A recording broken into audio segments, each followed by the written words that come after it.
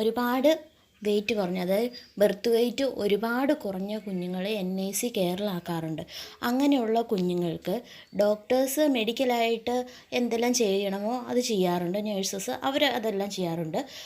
But പാരൻസായ അല്ലെ അമ്മയോ അച്ഛനോ എന്താണ് ചെയ്തു കൊടുക്കേണ്ടത് ആ കുഞ്ഞിന് വേണ്ടി? അല്ലെങ്കിൽ എൻ്റെ കുഞ്ഞ് NICയിലായിരുന്നപ്പം ഞാൻ എന്തൊക്കെ കാര്യങ്ങൾ ചെയ്തു കൊടുത്തിരുന്നു, അതിനെക്കുറിച്ചാണ് ഞാൻ ഇന്ന് ഈ വീഡിയോ ചെയ്യുന്നത്. ആദ്യത്തെ കാര്യം എന്ന് പറയുന്നത്, നമ്മൾ പേടി മാറ്റുക. ഇത്രയും വെയിറ്റ് കുറഞ്ഞ കുഞ്ഞിനെ നമ്മൾ എങ്ങനെ ജീവിതത്തിലേക്ക് കൊണ്ടുവരും എന്നുള്ള ഒരു പേടി മാറ്റിയിട്ട്, ആ കുഞ്ഞ് നമുക്ക് വേണ്ടിയാണ് ജീവിച്ചിരിക്കുന്നത്. ഈ ഇത്രയും ബർത്ത് വെയിറ്റ് കുറഞ്ഞിട്ടും അവൾ മരണത്തിനോട് കീഴടങ്ങാതെ ജീവിച്ചിരിക്കാൻ കാരണം നമുക്ക് വേണ്ടിയാണെന്ന് നമ്മൾ മനസ്സിനെ ആദ്യം പറഞ്ഞ് ബോധ്യപ്പെടുത്തുക. അതാണ് ഫസ്റ്റ് നമ്മൾ ചെയ്യേണ്ട കാര്യം.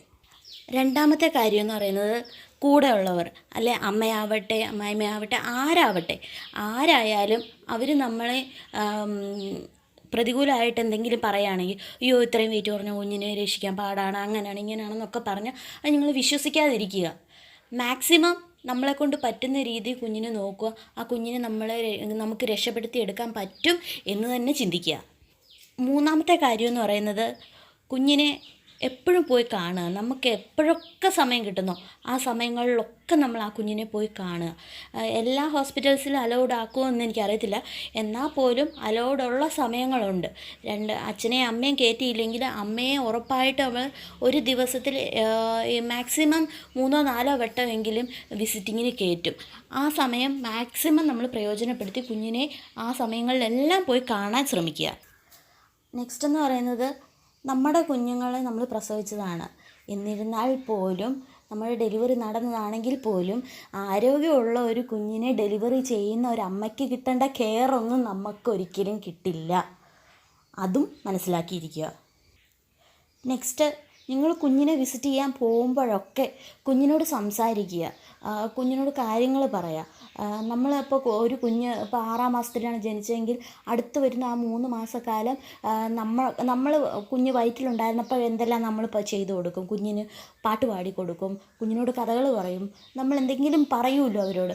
അതെല്ലാം നമ്മൾ NICയിലായിരിക്കുമ്പോഴും ചെല്ലുമ്പോഴും കുഞ്ഞുങ്ങൾക്ക് പറഞ്ഞു കൊടുക്കുക.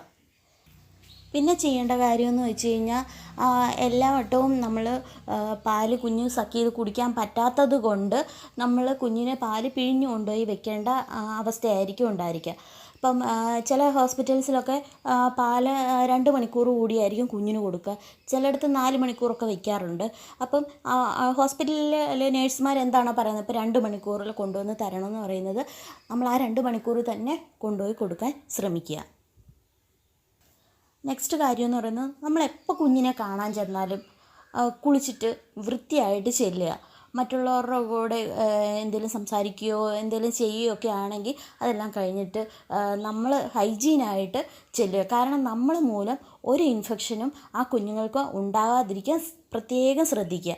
നമ്മൾ NICയിലോട്ട് കയറുമ്പോൾ തന്നെ അവർ അവിടെ സാനിറ്റൈസർ, അല്ലെ ഹാൻഡ് വാഷ്, ആപ്രോൺ പോലുള്ള കാര്യങ്ങളൊക്കെ വെച്ചിട്ടുണ്ടെങ്കിൽ തന്നെയും നമ്മുടെ കുഞ്ഞിനെ നമ്മൾ മാത്രമാണ് ചെന്ന് കാണുന്നത്, നേഴ്സസ് ഡോക്ടേഴ്സ് അല്ലാതെ. അപ്പം നമ്മളാൽ അവർക്ക് ഒരു ഇൻഫെക്ഷനും വരാതിരിക്കാൻ വേണ്ടി മാക്സിമം ശ്രദ്ധിക്കുക.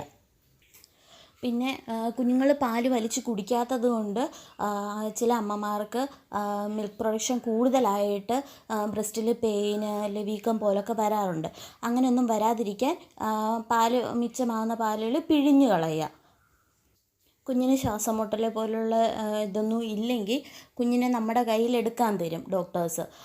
ആ സമയം നമ്മൾ മാക്സിമം കുഞ്ഞിനെ എടുക്കാൻ ശ്രമിക്കുക. കുഞ്ഞിനെ നെഞ്ചോട് ചേർത്ത് പിടിക്കുക. ചിലയിടങ്ങളിൽ ചൂട് കൊടുക്കാൻ, അതായത് കുഞ്ഞിനെ നെഞ്ചോട് ചേർത്ത് കിടത്തി ഒരു 1-2 മണിക്കൂറോളം നമുക്ക് കുഞ്ഞിനെ ശുശ്രൂഷിക്കാൻ വേണ്ടി അവർ സമയം തരും. ആ സമയങ്ങളിലൊക്കെ നമ്മുടെ കുഞ്ഞിന് മാക്സിമം നമ്മൾ ചൂട് കൊടുക്കുക, കുഞ്ഞിനോട് കഥകൾ പറയുക, പാട്ട് പാടിക്കൊടുക്കുക. മാക്സിമം കുഞ്ഞിനെ സപ്പോർട്ട് ചെയ്ത് തന്നെ നമ്മൾ സംസാരിക്കുകയോ എടുക്കുകയോ ഒക്കെ ചെയ്യുക. അന്നേരം ഇരുന്ന് കരഞ്ഞ്, അല്ല എൻ്റെ കുഞ്ഞിങ്ങനെ ആയിപ്പോയല്ലോ എന്ന് വിചാരിക്കാതെ നമ്മുടെ കുഞ്ഞും നല്ലതാവും എന്ന ഒരു മനസ്സിലൊരു ഉറച്ച തീരുമാനത്തോടെ വേണം നമ്മൾ കുഞ്ഞിനെ ഓരോ പ്രാവശ്യം പോയി കാണുമ്പോഴും നമ്മൾ കുഞ്ഞിനോട് സംസാരിക്കുമ്പോഴും ഒക്കെ നമ്മൾ ആ കുഞ്ഞിനെ എപ്പോഴും സപ്പോർട്ട് ചെയ്യുക. ഒരു കുറച്ചൊരു വെയിറ്റ് ആയി കഴിയുമ്പോഴത്തേക്കും നമ്മൾ കാണാൻ ചെല്ലുമ്പം നേഴ്സസ് അവർക്ക് കെയർ ചെയ്യുകയാണെങ്കിൽ, അല്ലെങ്കിൽ അവരെ തുടയ്ക്കുകയാണ്, അല്ലെങ്കിൽ അവർക്ക് ഡയപ്പർ മാറ്റുകയാണ് ഒക്കെ ചെയ്യുന്നെങ്കിൽ നിങ്ങളും അതിനുള്ള അനുവാദം ചോദിക്കുക. ഞാൻ മാറ്റിക്കോട്ടെ, ഞാൻ ചെയ്തോട്ടെ, എൻ്റെ കുഞ്ഞിന് ഞാൻ ചെയ്തോട്ടെ എന്ന് നിങ്ങൾ ചോദിച്ച് അത് ചെയ്യാൻ ശ്രമിക്കുക.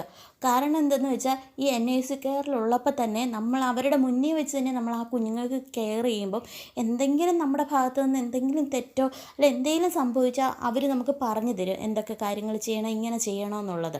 അപ്പം നമ്മൾ വീട്ടിൽ വന്ന് ആ കുഞ്ഞുങ്ങളെ ശുശ്രൂഷിക്കുമ്പോഴും നമുക്കൊരു പേടി വരില്ല.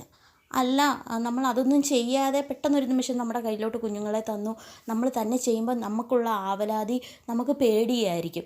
അങ്ങനെയൊന്നും വരാതിരിക്കാൻ വേണ്ടി NIC കെയറിൽ മാക്സിമം സിസ്റ്റേഴ്സ് തരുവാണെങ്കിൽ നമ്മളത് ചോദിച്ച് നമ്മുടെ കുഞ്ഞിനുള്ള എന്തെങ്കിലും ചെയ്തു കൊടുക്കാനുണ്ടെങ്കിൽ അത് നമ്മൾ ചെയ്യാൻ ശ്രമിക്കുക.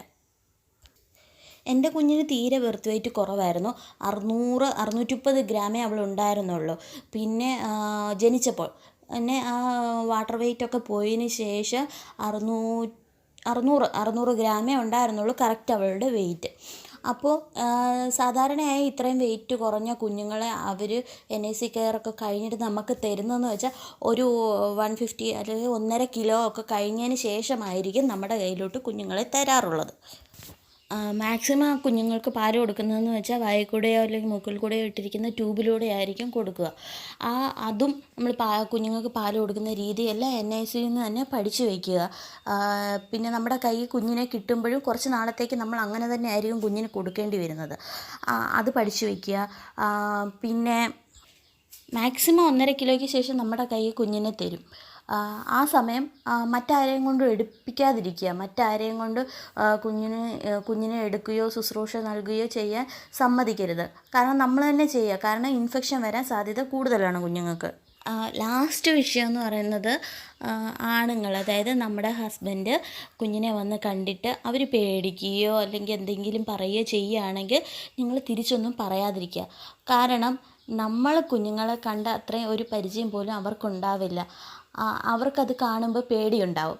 അയ്യോ ഇത്രയേ ഉള്ളൂ എൻ്റെ കുഞ്ഞ്, ഇത് എങ്ങനെ എന്ന് അവരൊരു ചോദ്യം ചോദിച്ചാൽ നമ്മളെക്കൊണ്ട് പറ്റും, നമ്മുടെ കുഞ്ഞിനെ നമുക്ക് നോക്കാൻ പറ്റും എന്ന് നിങ്ങൾ വേണം അവർക്കും